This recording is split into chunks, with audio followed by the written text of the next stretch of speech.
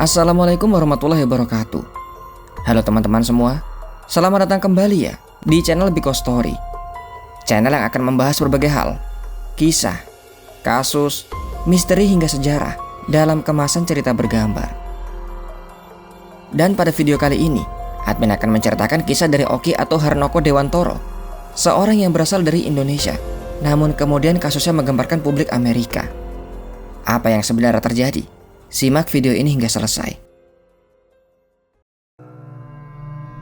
Harnoko Dewantoro atau kerap dipanggil dengan nama Oki merupakan pria kelahiran Jakarta pada 3 November 1964. Ia merupakan putra dari pasangan Herdarno Hendarmin dan Sukartini Handijaya.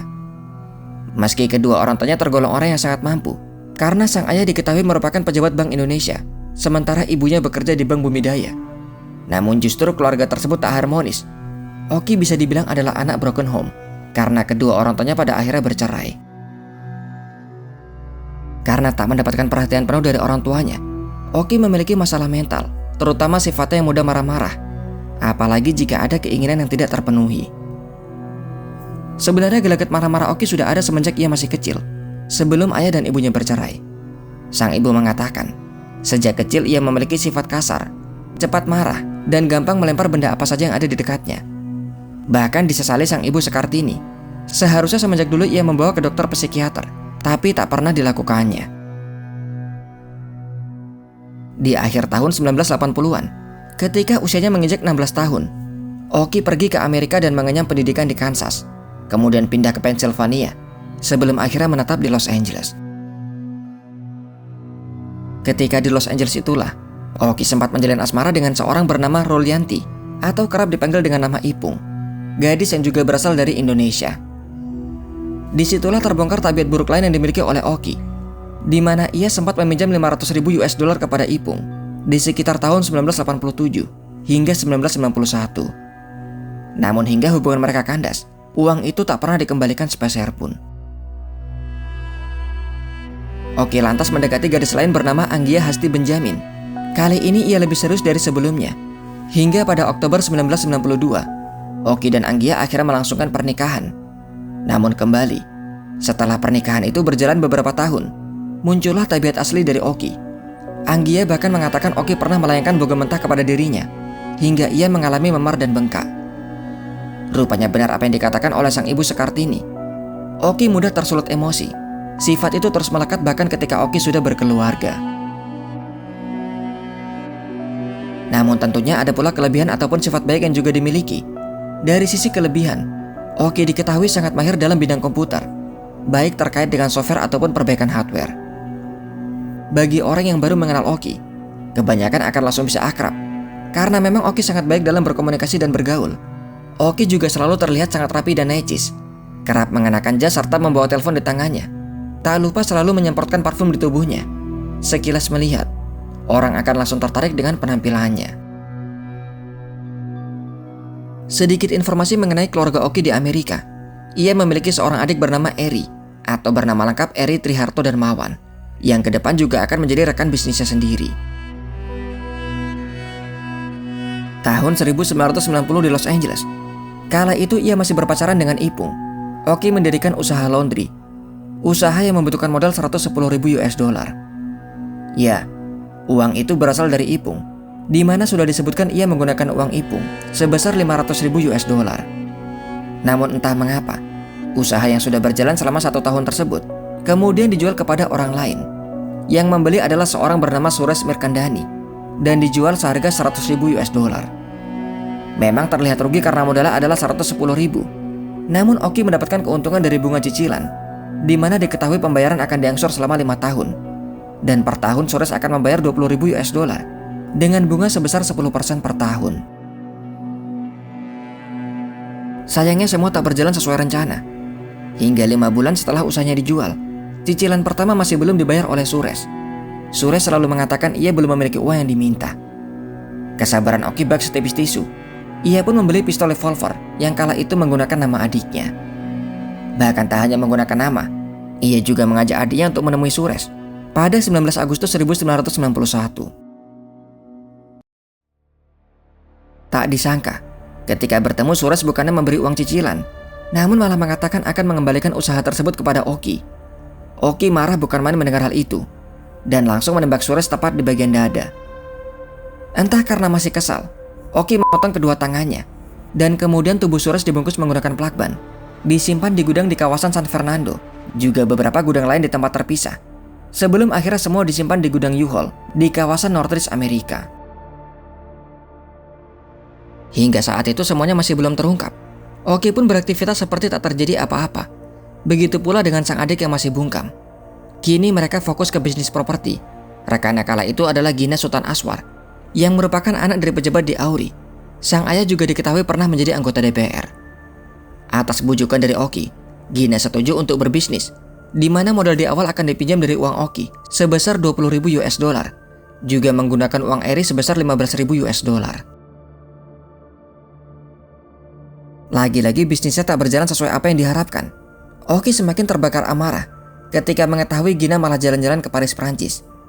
Maka sepulang Gina dari Paris, Oki mengajak bertemu membicarakan terkait bisnis. Mereka pun bertemu di rumah sewaan Oki di kawasan Brentwood. Namun pertemuan itu semakin memancing amarah Oki. Gina rupanya membatalkan bisnis mereka. Uang yang sudah dipinjam akan segera ia kembalikan begitu ia menerima kiriman dari Indonesia. Oki masih berpura-pura biasa meski tangannya sudah gemetar. Malam itu ketika Gina akan pulang dan pergi ke garasi, Oki mengikuti dari belakang sambil ia mengambil sebuah kunci Inggris. Kunci itu langsung diairkan ke kepala Gina.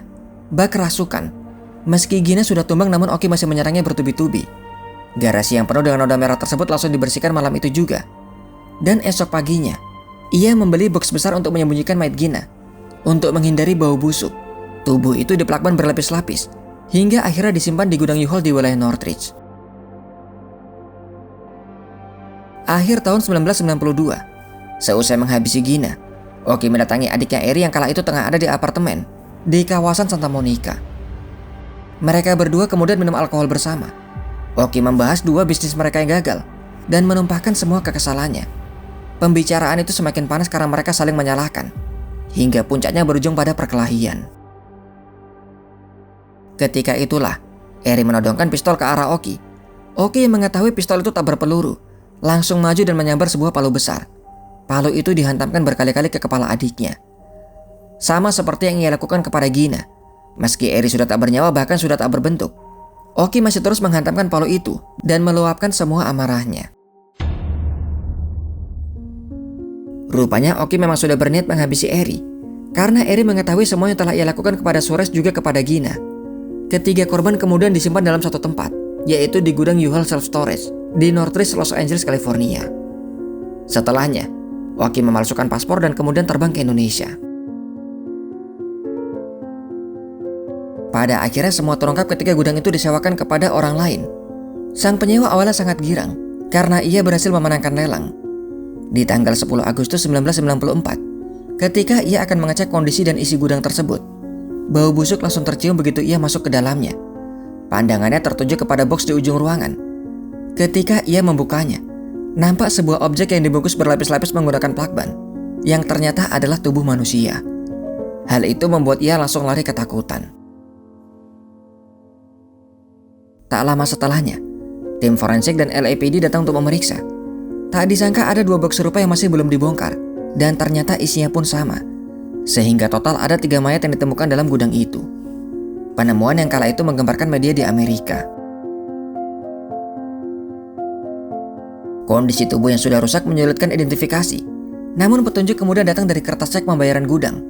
Kertas cek itu diterbitkan dari Jakarta, Indonesia, yaitu dari Bank Bumidaya atas nama Sekartini atau ibu dari Oki. Dan berselang sebulan kemudian, polisi berhasil mengungkap 3 mayat yang ditemukan, yaitu Suresh Gobin Merkandani 40 tahun, Gina Sultan Aswar 30 tahun, dan Triharto Darmawan 26 tahun. Polisi juga menemukan gudang disewa atas nama Triharto Darmawan pada Desember 1991. Tanggal 3 Januari 1995, Oki ditangkap di Jakarta ketika bercengkrama bersama keluarganya. Polisi awalnya menuduh Oki membuat paspor palsu, sebelum akhirnya dipaksa mengaku terkait penemuan 3 mayat di Amerika. Oki tak lagi bisa mengelak. Namun karena tak ada perjanjian ekstradisi antara Indonesia dan Amerika, maka Oki akhirnya diadili di Jakarta. Singkat cerita, meski Oki selalu berbelit dan kadang tidak mengakui, namun pada akhirnya Pengadilan Negeri Jakarta Pusat yang dipimpin oleh IGK Soekarta tetap menjatuhkan hukuman mati kepada Oki pada 13 Mei 1997.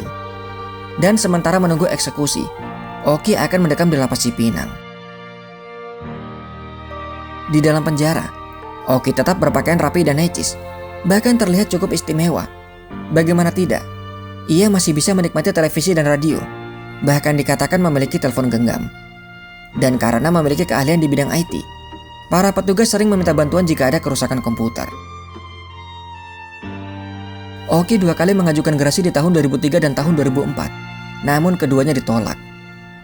Dan anehnya, di tahun 2019 Oki telah dibebaskan bersyarat.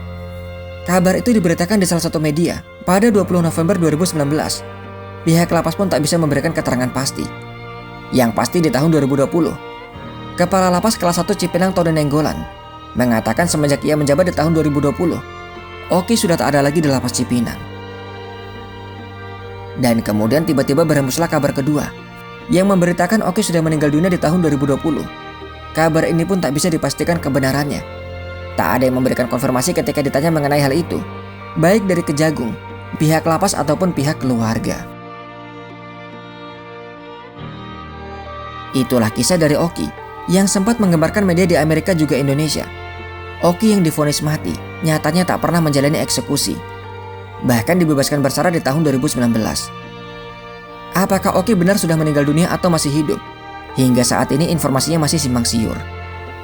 Jika ada kesalahan dalam video, informasi yang kurang atau pendapat yang berbeda, silahkan berikan komentar kalian.